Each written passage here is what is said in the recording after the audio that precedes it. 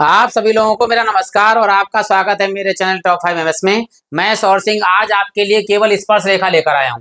कैसे एक वृत्त तथा दो वृत्तों पर स्पर्श रेखाओं की संख्या क्या है, बस इतना ही बताएंगे हम आपके लिए। और फिर लास्ट में ये भी बताएंगे कि अगर बाह्य बिंदु से स्पर्श रेखा की जाती है तो दो स्पर्श रेखाएं दोनों बराबर होंगी या कैसे होंगी, वो भी इसी में बताएंगे हम आपके लिए।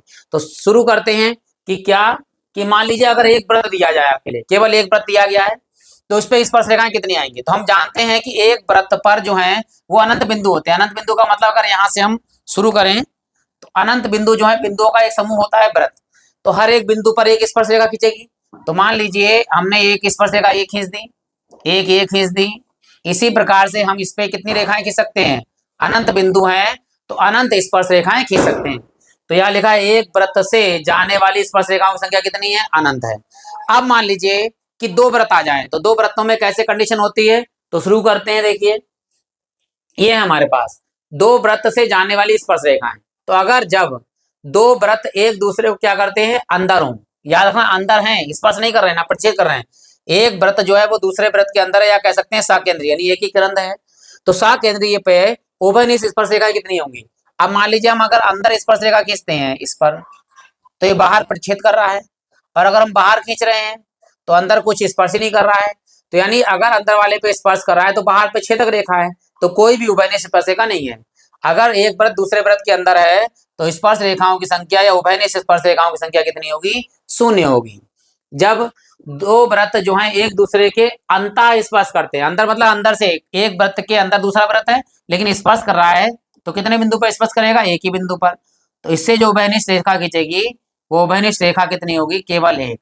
तो याद रखना है कि जब कोई वृत्त एक दूसरे के अंदर हो तो स्पर्श रेखाओं की संख्या 0, और यदि एक दूसरे के अंतः स्पर्श करते हैं तो उनकी स्पर्श रेखाएं कितनी होंगी, 1 होंगी।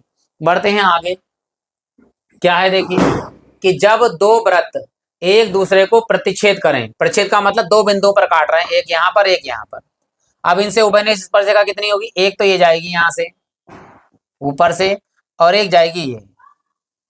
तो ये दो स्पर्श रेखाएं हैं उभयनिष्ठ। तो याद रखना है कि दो वृत्त जब एक दूसरे को प्रतिच्छेद करते हैं तो उभयनिष्ठ स्पर्श रेखाएं कितनी होती हैं, 2 होती हैं। अब यदि मान लीजिए बाह्य स्पर्श करे वृत्त तो क्या होगा, दो वृत्त जो बाह्य स्पर्श करते हैं तो इस पे एक तो ये स्पर्श रेखा खींचेगी उभयनिष्ठ, और एक नीचे उभयनिष्ठ स्पर्श रेखा खींचेगी, और एक देखो बीचों बीच में मिल रहा है तो एक यहाँ उभयनिष्ठ स्पर्श रेखा खींचेगी। तो इसमें कितनी उभयनिष्ठ स्पर्श रेखा आएंगी, 3। तो याद रखना है कि दो वृत्त जब एक दूसरे को बाह्य स्पर्श करते हैं तो स्पर्श रेखाओं की संख्या जो होगी कितनी होगी, 3 आएगी। अब आगे बढ़ते हैं, देखिए यहाँ पर कि जब दो वृत्त दूर दूर हो, यानी दोनों वृत्त का केंद्र अलग अलग है, दोनों की दूरी कुछ है अलग अलग है, तो इन पर स्पर्श रेखाएं कितनी खींचेगी उभयनिष्ठ, एक तो खींचेगी ये ऊपर और एक आएगी ये नीचे। ये तो 2 हो गई, एक इस तरह से आएगी ऊपर से और नीचे से, ये तिर्यक स्पर्श रेखा कहते हैं इसको, और एक यहाँ से यहाँ तिर्यक उभयनिष्ठ स्पर्श रेखा है। तो कितनी हो गई, देखिए 2 ये और 2 ये, कितनी हो गई, 4। तो याद रखना है जब वृत्त दोनों अलग अलग हो, दूर दूर हो, तो उस पे जो स्पर्श रेखाएं खींचती हैं वो कितनी खींचती हैं आपकी, 4। अब देखते हैं कि जब एक वृत्त है, ये मान लीजिए एक वृत्त दिया है हमारे लिए, इस पर एक बाह्य बिंदु दिया हुआ है ये P, इससे हम खींचे इस पे स्पर्श रेखाएं 2, एक ऊपर और एक बाहर।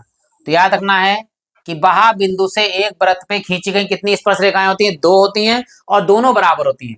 कैसे, ये केंद्र होता है, इस केंद्र से यहाँ पर लंब डालते हैं, त्रिज्या के स्पर्श रेखा पे हमेशा लंब होती है 90 डिग्री का, और ये यहाँ पर डालते हैं तो ये भी 90 डिग्री का कोण बनाती है, लंब होती है, और ये हमारा केंद्र है O। तो यहाँ से अगर हम इस तरह से इसको मिलाएंगे तो ये जो है ये बराबर बराबर 2 भागों में बढ़ जाएगा। ये 90 कोण हो गया, ये दोनों कोण बराबर हो गए, और ये भुजा उभयनिष्ठ हो गई। इसका मतलब क्या होगा, ये वाली स्पर्श रेखा ये वाली स्पर्श रेखा आपस में कैसे होगी, बराबर होगी, ये A और ये B। तो याद रखना एक बाह्य बिंदु से खींची गई स्पर्श रेखाएं जो हैं, स्पर्श रेखाएं PA बराबर PB, ये दोनों स्पर्श रेखाएं बराबर होती है। ये आपको बहुत अच्छे से याद रखना है। इसी प्रकार और बहुत सारे सवाल मिलेंगे आपको प्लेलिस्ट में। अगर वीडियो पसंद आया हो तो आप लाइक कर सकते हैं, चैनल को सब्सक्राइब कर सकते हैं, और आप सभी लोगों का हृदय से धन्यवाद।